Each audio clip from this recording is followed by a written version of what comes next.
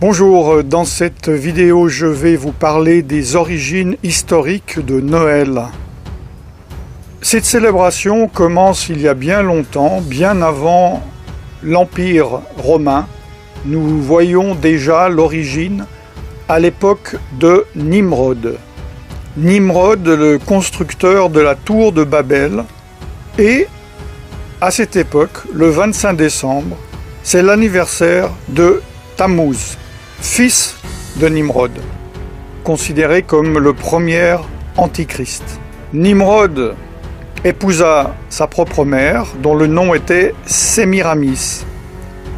Après la mort de Nimrod, Sémiramis affirma qu'un conifère mature avait poussé en une nuit d'une souche d'arbre mort.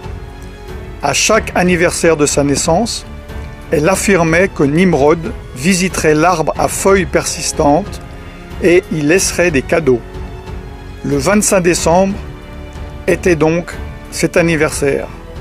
Nimrod, donc, que l'on peut appeler également le Seigneur de Noël. En Égypte également, c'est la célébration du culte du dieu soleil, Ré ou Ra, et d'Osiris, dieu de la fertilité. En Perse, c'est le culte du dieu soleil Mitra.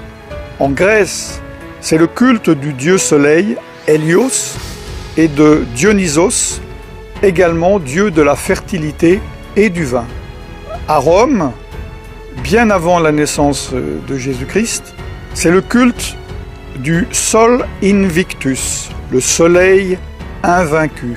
Dans d'autres cultures païennes, le 25 décembre, qui correspond au solstice d'hiver, célèbre la naissance de dieux païens comme Attis, Bacchus, Dionysos, Hélios, Horus, Mithras, Nimrod, Perséus, Sol Invictus, Tammuz.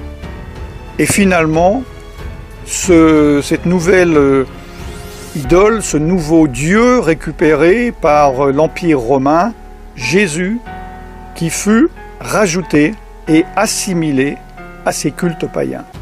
L'Empire romain, culture païenne par excellence, avec sa religion panthéiste, l'adoration de nombreux dieux, célébrait les Saturnales. Que sont les Saturnales? Voici ce que dit l'encyclopédie Britannica. Dans l'Empire romain, les Saturnales étaient une fête de divertissement et d'échange de cadeaux. Le 25 décembre était également vu comme l'anniversaire du dieu Mitra, le soleil vertueux. À la nouvelle année romaine, les maisons étaient décorées de verdure et de lumière. Ces Saturnales étaient en l'honneur du dieu Saturne. C'est une divinité, une des divinités romaines, et de peur d'être détrôné par l'un de ses enfants, il dévora chacun d'eux à leur naissance. Il préside la période qui précède le solstice d'hiver, celle donc des Saturnales. Pendant le reste de l'année, c'est un Deus Otiosus, un dieu en sommeil, dont la statue est liée par des bandelettes, dont on ne le libère qu'au moment des Saturnales. Il a été assimilé par les anciens au titan grec Chronos, le dieu du temps. Saturne est un impulseur de biens, aspect que l'on retrouve dans les réjouissances et les cadeaux des Saturnales, des fêtes de divertissement et d'échange de cadeaux. Ces Saturnales étaient considérées comme joyeuses, car elles étaient pratiquées dans l'ivrognerie et la débauche. À la nouvelle année romaine, les maisons étaient décorées de verdure et de lumière. La nouvelle religion romaine, fraîchement créée par l'empereur romain Constantin, a mélangé les pratiques et les croyances de la Bible avec celles occultes de son empire, et il a adopté et adapté cette fête païenne. Cela s'appelle le syncrétisme. On m'a demandé des faits. Ce que je viens vous dire sont des faits. Voici d'autres faits. Noël, par exemple, a été illégal aux États-Unis d'Amérique jusqu'au XIXe siècle, étant considéré comme elle est, c'est-à-dire une ancienne fête païenne. Vous pouvez voir sur le panneau en anglais que je traduis « Avertissement public », l'observation de Noël ayant été jugé comme un sacrilège, l'échange de cadeaux, de célébrations, l'habillement fin et d'autres pratiques sataniques similaires sont interdites. Autre fait, au XIXe siècle, en Grande-Bretagne, Charles Spurgeon, surnommé le prince des prêcheurs, une personne appréciée par tous les protestants, les évangéliques et les pentecôtistes. C'est une référence dans ce milieu. C'est moi je dirais, un revivaliste avant son temps. Il écrit « Ceux qui suivent la coutume de célébrer Noël ne suivent pas la Bible, mais des cérémonies païennes. » Autre fait, tous les historiens et les érudits de la Bible s'accordent à dire que Jésus n'a pas pu naître en décembre. Il faisait trop froid en hiver, pour différentes raisons que j'ai déjà données dans d'autres vidéos. Plusieurs supposent qu'il soit né au début d'automne.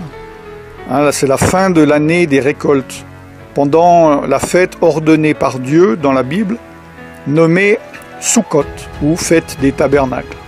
La Bible est claire. Elle interdit la participation au culte païen, même si ceux-ci sont maquillés et décorés. Jérémie 10, 2 dit « N'apprenez point les façons de faire des païens. » Jésus lui-même a dit « Vous ignorez la loi de Dieu et observez la tradition des hommes. » Dans Marc chapitre 7, verset 8. Évidemment, un de mes versets favoris, « Mon peuple périt, faute de connaissance. » Osée chapitre 4, verset 6. Concernant certains aspects de Noël, prenons les décorations de Noël. Les décorations de Noël sont-ils dénuées de toute signification?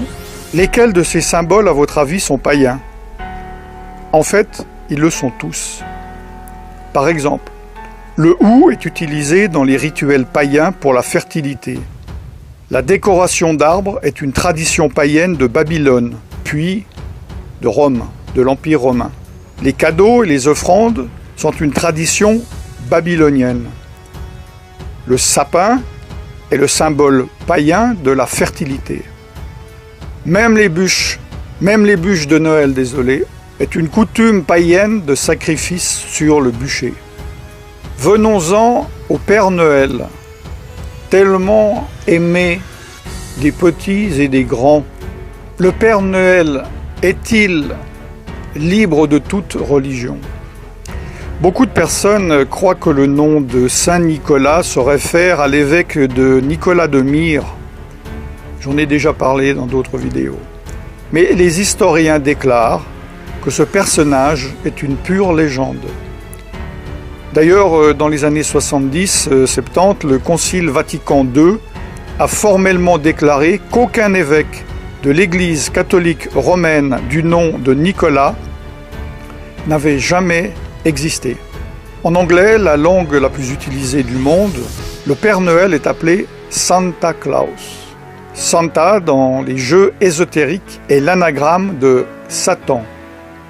Selon l'encyclopédie, le nom de Santa était le surnom pour le Nimrod, dont je vous ai parlé en Asie mineure, qui avait les caractéristiques d'avoir une longue barbe, une reine, pas la femme d'un roi, mais l'animal, sans oublier qu'il est né, comme je vous l'ai dit, le 25 décembre.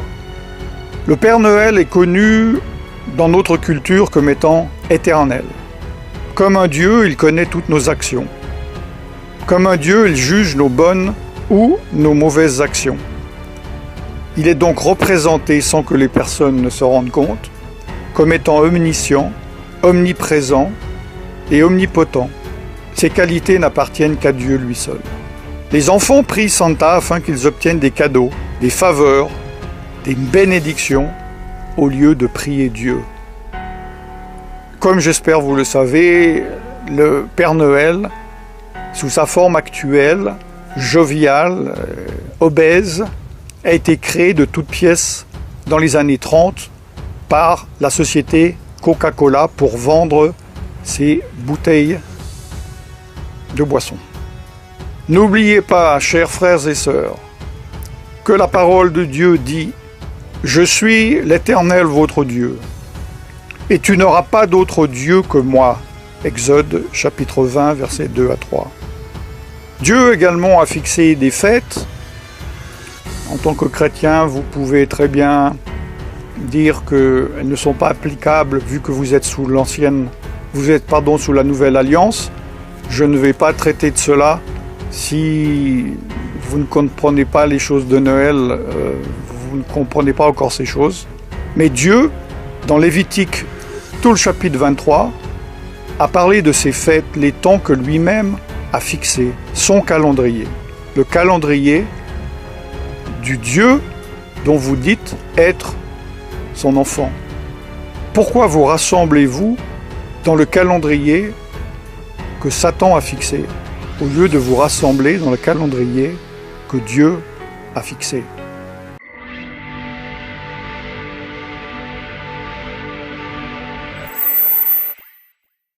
Je vous laisse méditer là-dessus.